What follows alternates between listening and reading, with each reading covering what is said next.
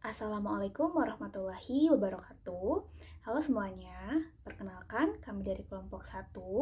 Di sini kami akan memaparkan hasil resume dari video yang telah kami tonton mengenai materi teknologi pendidikan.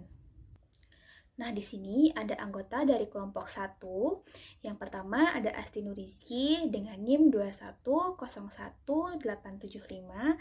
Lalu ada Halda Hisanah dengan NIM 2110062. Lalu ada saya sendiri, Tanti Wijayanti, dengan NIM 2107175. Nah, tanpa berlama-lama lagi, mari kita simak materinya ya. Untuk pembahasan yang pertama mengenai teknologi untuk pendidikan. Teknologi pendidikan melibatkan pemanfaatan sumber-sumber teknologi untuk menganalisis, menilai, dan mengurus masalah-masalah dalam pembelajaran yang bermatlamat terkawal. Yang paling populer karena orang-orang ingin dapat ilmu dari yang terbaik dan masih dipakai saat ini, e-learning Massive Open Online Courses. Untuk selanjutnya, ada beberapa contoh software Learning Management System atau yang biasa kita sebut LMS. Yang pertama ada Sakai, yang kedua ada Moodle, yang ketiga ada WebCity, dan yang terakhir ada Blackboard. Untuk yang selanjutnya, ada beberapa sosial media yang mendukung pembelajaran. Yang pertama ada Twitter, Pet, Snapchat, Instagram, TikTok, Telegram, Facebook, YouTube, podcast, virtual notice board, wiki, slideshare, dan yang terakhir ada gamifikasi seperti Kahoot, Quizizz, Kelas Dojo, dan lain-lain. Yang selanjutnya ada teknologi untuk masa depan.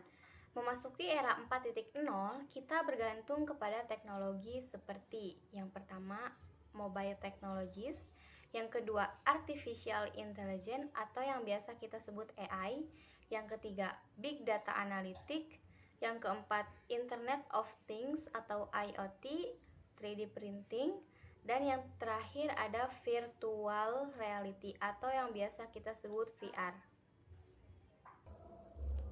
Lalu selanjutnya ada teknologi yang mengubah pembelajaran di kelas. Yang pertama ada virtual reality, yaitu dengan training yang real, pendemonstrasian konsep yang kompleks, pembelajaran jarak jauh. Lalu yang kedua ada cloud computing, yaitu dengan materi yang lebih up to date, akses ke buku teks online, dan tugas online menjadi mudah di-track. Lalu yang ketiga ada 3D printing, atau kreativitas dalam 3D. Lalu yang keempat ada hologram, yaitu akses dan kehadiran dari jarak jauh, mengajar banyak kelas secara live, mempelajari arsitektur secara real time. Lalu yang kelima ada artificial intelligence, atau kecerdasan buatan untuk berbagai aktivitas pembelajaran. Bisa menjadi teman belajar siswa, alat bantu produktivitas guru. Penggunaan AI dalam pendidikan. Yang pertama, bisa penerjemahan bahasa isyarat, agen petagonis dalam e-learning atau intelligent tutoring system, grader otomatis, dan chatbot. Penggunaan VR atau AR dalam pendidikan. VR membuat pengguna seolah-olah berada dalam lingkungan virtual, sementara AR memperkenalkan elemen virtual ke dunia nyata. Sistem VR biasanya menggunakan headset yang dikombinasikan dengan sensor untuk melacak pergerakan pengguna dan menyampaikan gambar atau umpan baik yang sesuai, yang menciptakan sensasi berinteraksi dengan dunia virtual. Lalu sistem AR biasanya akan menggunakan lensa bening atau kamera tembus pandang yang memungkinkan pengguna untuk melihat dunia di sekitar mereka secara real time, sementara elemen virtual diproyeksikan pada lensa atau ditampilkan pada output kamera. Penerapan platform VR dan ER. Yang pertama, Skill Trade Programs. Yang kedua, Music, Fine Arts Education. Yang ketiga, History and Geography. Yang keempat, STEM Programs. Yang kelima, Sport and Athletic Training. Lalu yang terakhir, Medical Training. Nah, selanjutnya ada penerapan Big Data Analytics dalam pendidikan.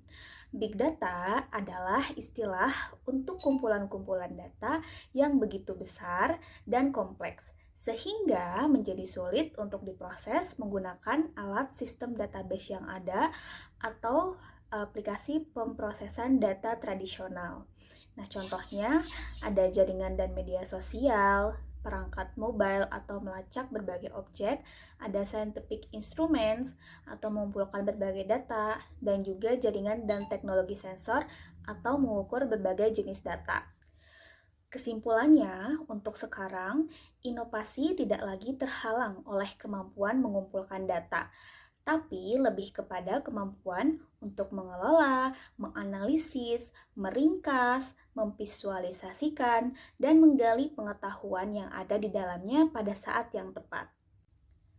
Nah, teman-teman, sekian materi yang bisa kami sampaikan. Kurang lebihnya mohon dimaafkan. Wassalamualaikum warahmatullahi wabarakatuh.